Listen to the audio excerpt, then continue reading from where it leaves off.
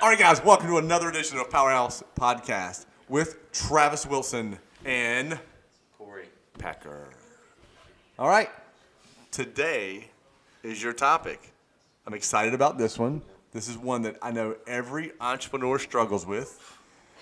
Whether you have kids, no kids, single, married, whatever, we all struggle with this. Take it away, Travis. How do we manage our personal life with our professional life? How do we keep that healthy balance? Because if we're not taking care of ourselves, we can't take care of our business or everybody else, right? So before I say too much, as you think about it, Todd, you've got a family. You've got 4 kids. A lot of different things pulling you in a lot of different directions. So what is your secret sauce? You can only be successful at one. No, I'm just kidding. It's all about management. It's all about planning. I know that I have limited time. I mean, we have the studios, we have PowerHouse, we have a couple of other things we're spinning right now. Our time is limited. If we got 1440 in a day, we're probably trying to use 1430 of that 1440, right? I know when I get up in the morning, if I'm going to get any quality time with Maggie, it's got to be from 6:30 to 7:30 in the morning. So that's why majority of the time I choose to get up early. I choose to be the one that gets her up, gets her ready for school, take her to school so we can have meaningful conversation. I know with Danny, if I'm going to have any meaningful conversation, it's going to be between 11 and 4 when she's working, or it's going to be from 8 to 12. So I've got to be able to stay up late, right? If it's with John Paul, he works the same hours I do. He's still young, so right, he goes out and hangs out with his friends all night. I know that from 12 to 2, that's probably in 12, lunchtime to 2 is when I have a good time to connect with him. Like, I know these things. Kaylee's back home. I know her times right now are pretty much any time I can connect with her, but it's going to shift. It's knowing where you can connect with everybody in their day and making sure you do it. How about your wife? Yeah, how's it? Well, see, we're always connected at the hip. At the hip. Let's keep it PG. Whatever. We have times during the day, like I know before I go into these podcast series, I text. I give her a phone call. When I get out of here, we'll get a phone call. When I get to the studio, we'll have another text. When classes start, hey, getting ready to go into classes. As soon as class is over, I know that's my next time. I know on her dance night that I've got to make sure I send texts at these times because that's when I'm free. Like I know the times. So many times we get caught up in our day, just, I got to get it done. And then all of a sudden we wonder why we went from married and kids to single again, right? Because we didn't do that. It's, everybody talks about this work-life balance, and I have a hard time with that concept because it's not balance. It's giving 100% when you have that moment. Yeah. If I only have 4 minutes with you, it's not doing this. It's actually turning that off. It's being present. It's being present. I mean, I can't tell you how many times I hear people all the time. I was going down the road the other day, and I'm trying to have a conversation, and everybody in the car is on their phone. Right? You can't. That's not being present. I've said it to my kids. I'm in the car. We're traveling. And all you guys got your earbuds in. I need your earbuds out. I want to be able to have a conversation with you. So it's knowing when you have the time and being there 100%. Corey, what's your thoughts? My situation is a little different. I have a girlfriend and a son, and by son I mean dog. Boomer. Shout out to Boomer. So, our dynamic's cool because she's home a lot. I work from home a lot. So, we're always with each other, right? So it's, we have our times where we go and do our own things, and which is good, which is what you need.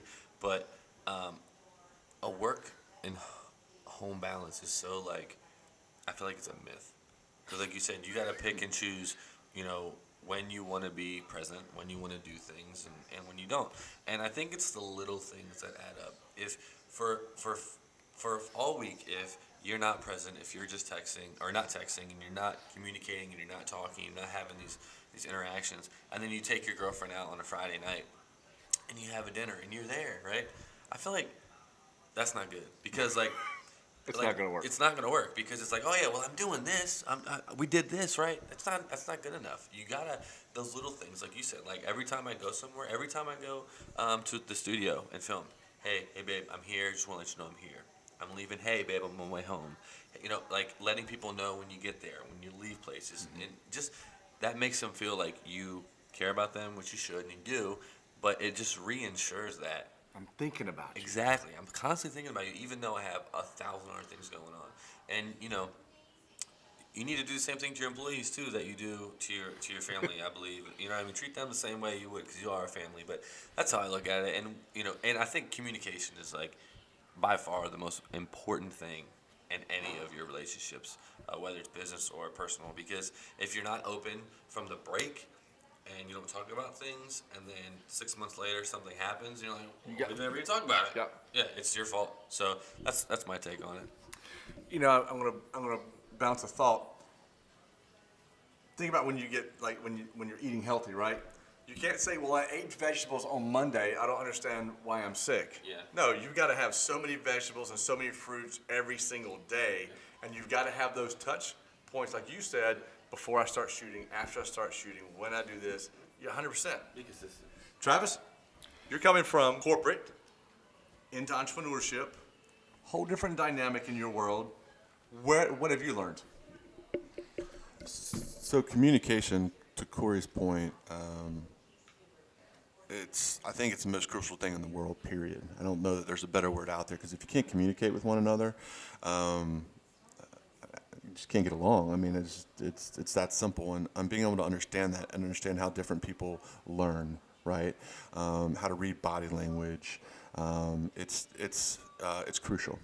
You know, I say that as I was leaving corporate America last year, the new phrase was no longer work-life balance, it's life-work integration.